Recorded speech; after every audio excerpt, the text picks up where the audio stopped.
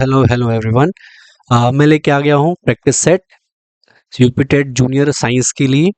तो बिना समय को वेस्ट किए हुए आगे बढ़ते हैं और देखते हैं जल्दी जल्दी से रैपिड फायर की तरह सारे क्वेश्चंस। तो पहला जो क्वेश्चन है वो आपके स्क्रीन पे है। विच of the following is the lightest element in the periodic table and the most abundant element in the universe. तो इसका जो करेक्ट आंसर हो जाएगा वो हो जाएगा हाइड्रोजन। हाइड्रोजन जो होता है सबसे हल्का एलिमेंट होता है। इसका एटॉमिक नंबर कितना है? इसका एटॉमिक नंबर होता है 1।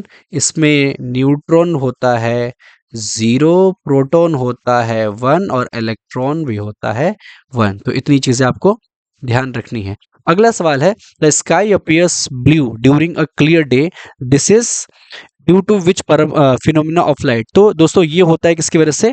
स्कैटरिंग की वजह से होता है। जो ब्लू लाइट होती है उसकी वेवलेंथ सबसे कम होती है।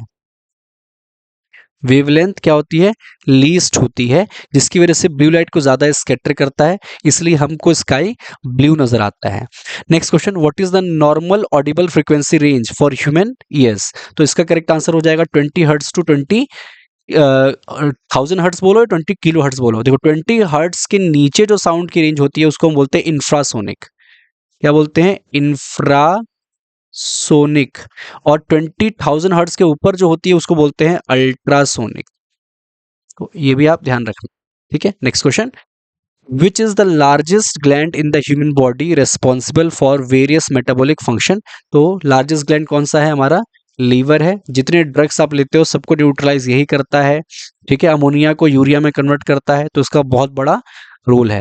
नेक्स्ट क्वेश्चन की तरफ बढ़ते हैं, which naturally occurring gases plant hormone is primarily responsible for the ripening of fruits? तो कौन सा है? एथिलीन इकलौता ऐसा हार्मोन है जो गैस के फॉर्म में मिलता है, जो कि फूलों को खिलने में और फलों को पकाने में बहुत अच्छे से काम आता है। ठीक है, next question, during eye donation which specific part of donors eye is transplanted to the recipient? पूरी आंखों को नहीं दान दिया जाता, आंख से केवल कॉर्निया डोनेट किया जाता है और हम कहते हैं कि हमने आंख दान किया। कॉर्निया में एक्चुअली क्या होता है कि ब्लड वेसल्स नहीं होते, इसलिए इसको एक्सेप्ट करने में कोई दिक्कत नहीं होती है। ठीक है, next question, the painful bone disease itai itai was first reported in Japan. It is caused by the toxicity of which heavy metal? तो इसका आंसर हो जाएगा कैडमियम। ठीक है, कैडमियम हो जाएगा, कैडमियम की वजह से होता है itai itai. Next question, what is the normal average body temperature of the healthy human being on the Fahrenheit scale? Fahrenheit scale में बोला है तो करेक्ट आंसर हो जाएगा क्या? 98.6। अगर आप सेल्सियस में देखना चाहे तो होता है 37 डिग्री सेल्सियस, और केल्विन में देखना चाहे तो 310 केल्विन। तीनों में याद रखिएगा। और ये भी याद रखिए कौन इसको कंट्रोल करता है? इसको कंट्रोल करता है हमारे ब्रेन का hypothalamus. Next question, which meteorological instrument is specifically used to measure the relative humidity in the atmosphere? तो एटमॉस्फेयर में इसका आंसर हो जाएगा हाइग्रोमीटर। क्या हो जाएगा? हाइग्रोमीटर। हाइड्रोमीटर की बात करें तो ये वाटर प्रेशर को मेजर करता है, एनोमीटर विंड स्पीड को मेजर करता है और बैरोमीटर प्रेशर को मेजर करता है। Next question, citrus fruit like lemons and oranges are rich sources of vitamin C and have a sour taste due to the presence of which fuel? तो citric acid आपको कहाँ मिल जाएगा? citric acid आपको मिल जाएगा से fruits में citric acid मिल जाएगा। ठीक है, लैक्टिक एसिड, तो इसका करेक्ट आंसर क्या है? Citric acid. लैक्टिक एसिड कहाँ मिलता है? कर्ड में। टेरिट्रिक एसिड आपको इमली में मिल जाएगा। एसिटिक एसिड आपको सिरके में मिल जाएगा। तो correct answer is citric acid. Next question, which organ in the human body is responsible for destroying old damaged red blood cells? Red blood cells के ग्रेवयार्ड किसे कहा जाता है? कहा जाता है स्प्लिन के। जस्ट स्टमक के थोड़ा ऊपर होता है ये। 120 दिन बाद, 120 दिन बाद हर एक आरबीसी, उसका लाइफ स्पैन है 120 दिन। 120 दिन बाद वो कहाँ जाता है? स्प्लिन में जाता है और वहाँ उसकी डेथ हो जाती है। Next question, which of the following is an allotrope of carbon and act as a good conductor of electricity? तो देखिए आपको बता दूं, ग्रेफाइट भी एक एलोट्रोप है और डायमंड भी एक एलोट्रोप है, लेकिन इलेक्ट्रिसिटी कौन कंडक्ट करता है? ग्रेफाइट। एक्चुअली इसका एक स्ट्रक्चर होता है जिसको हम हेक्सागोनल बोलते हैं। क्या? हेक्सागोनल स्ट्रक्चर होता है और इसकी वजह से इसमें एक फ्री इलेक्ट्रॉन आ जाता है और फ्री इलेक्ट्रॉन की वजह से ये इलेक्ट्रिसिटी कंडक्ट कर पाता है, जो कि ये काम ग्रेफाइट नहीं कर सकता। ये काम ग्रेफाइट नहीं कर सकता। Next question, which planet in our solar system is the hottest primarily due to the intense greenhouse effect? देखिए सूरज के पास होता है मरकरी, लेकिन सबसे गर्म कौन होता है? वीनस। किसकी वजह से? ग्रीन हाउस इफेक्ट, जिसकी वजह से हमारा अर्थ भी अब गर्म हो रहा है धीरे धीरे। Next question, in human being how many milk teeth grow during childhood before falling out to be replace by permanent teeth? बच्चों में जब वो कुछ महीनों के होते हैं तो उनके अंदर टेम्परेरी टीथ आते हैं, और 5-6 साल तक ये 20 टीथ हो जाते हैं। तो करेक्ट आंसर क्या है? 20। बाद में वो 32 दांत परमानेंट आ जाते हैं। Next question, human bones and teeth are primarily composed of which two essential mineral? देखिए इसका आंसर हो जाएगा कैल्शियम फोस्फेट। क्या हो जाएगा? कैल्शियम, कैल्शियम और फोस्फोरस। तो कंपाउंड जिससे बने होते हैं ये, उसका नाम होता है कैल्शियम फोस्फेट, और कैल्शियम फोस्फेट में आपको ये दो चीजें मिल जाएंगी, कैल्शियम और phosphorus. Next question, in the international system of unit what is the standard unit of electrical और मैकेनिकल पावर? तो अगर हम ऐसा यूनिट ऑफ पावर की बात करें तो पावर की जो ऐसा यूनिट होती है वो होती है वॉट। ठीक है, तो करेक्ट आंसर क्या है? वॉट। न्यूटन फोर्स की यूनिट है, जूल एनर्जी की यूनिट है, और एटमॉस्फेयर करंट की यूनिट है। किसकी? करंट की। Next question, what is the ultimate and primary source of energy for almost all ecosystem on earth? बहुत आसान सवाल है। एक ही सोर्स है धरती पे हर एक इकोसिस्टम के लिए, वो है हमारा ऑप्शन डी, सनलाइट या solar system. Next question, the disease pellagra characterized by skin inflammation and diarrhoea is caused by deficiency of which vitamin? तो इसका आंसर हो जाएगा विटामिन B3। इस चीज डिजीज को हम 4D डिजीज भी कहते हैं। आप कमेंट करके मुझे जरूर बताइएगा कि 4D डिजीज क्यों कहते हैं इसको। ठीक है, next question, which group of plant is often referred to as the amphibian of plant kingdom? देखिए एम्फीबियन किसे कहते हैं? एम्फीबियन वो होता है जो जो वाटर में भी रह ले और लैंड पे भी रह ले, उसको हम एम्फीबियन कहते हैं। तो प्लांट का एम्फीबियन कौन है? प्लांट का एम्फीबियन है ब्रायोफाइट। ऐसे तो ये जमीन पे रहते हैं, लेकिन जब इन रिप्रोडक्शन करना होता है तो ये इनको पानी की जरूरत होती है, इसलिए इनको क्या बोलते हैं? Amphibian of plant kingdom. बढ़ते हैं नेक्स्ट क्वेश्चन की तरफ से, which electrical device is specifically used to step up और step down the alternative current voltage in the power transmission? तो इसका करेक्ट आंसर क्या हो जाएगा?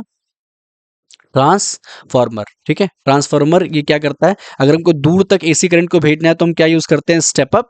और अगर घर में ही लिमिटेड रखना है तो हम क्या करते यूज करते हैं? Step down. तो ट्रांसफार्मर इसका करेक्ट आंसर हो जाएगा। अगला सवाल है, विच of the following animal has an open circulatory system? तो आंसर तो खैर इसका हो जाएगा कॉकरोच, लेकिन मैं आपको साथ में बताता चलता हूँ कि ओपन सर्कुलेटरी सिस्टम क्या होता है। ओपन सर्कुलेटरी सिस्टम जिसके पास होता है उनके पास कैपिलरीज नहीं होती है। क्या नहीं होती? कैपिलरीज नहीं होती।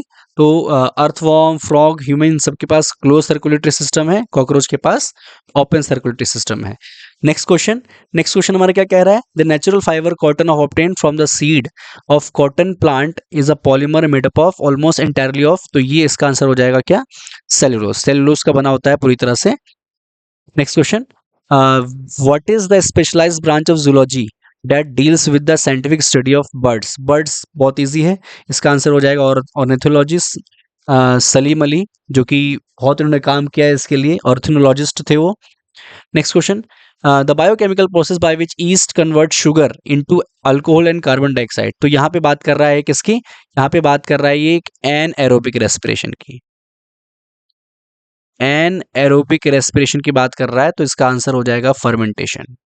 ठीक है, next question, which specific exocrine gland is responsible for secreting tears to keep our eyes moist and clean?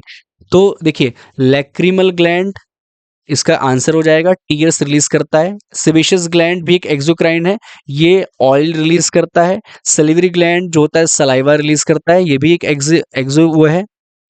ठीक है, स्वेट ग्लैंड क्या करता है? स्वेट रिलीज करता है, और ये भी एक एक्सोक्राइन। तो चारों यहाँ पे चारों यहाँ पे एक्सोक्राइन ग्लैंड है, लेकिन करेक्ट आंसर क्या हो जाएगा? Lacrimal gland. बढ़ते हैं अगले सवाल की तरफ। The which fundamental force is nature is responsible for keeping the planets revolving around the sun in their respective orbits? तो कोई भी चीज दूसरी चीज को अपनी तरफ अट्रैक्ट करती है तो वह है ग्रेविटेशनल फोर्स। और किस प्रॉपर्टी की वजह से करती है? मास की वजह से। ये भी आपको याद रखना है, मास वो प्रॉपर्टी है जिसकी वजह से ग्रेविटेशनल फोर्स लगता है। अगला सवाल, which vitamin is primary responsible for blood clotting?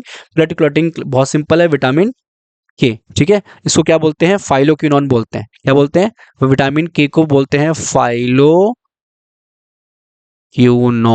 ठीक है, नेक्स्ट क्वेश्चन। अगला सवाल है, which gas is release by plant during the process of photosynthesis? Simple, oxygen. लेकिन आपको ये बता दूं कि ऑक्सीजन कहाँ से आता है? पानी से आता है। जब पानी टूटता है हाइड्रोजन और ऑक्सीजन में, तो यही ऑक्सीजन हमको बाहर मिलता है फ्रॉम स्टोमेटा।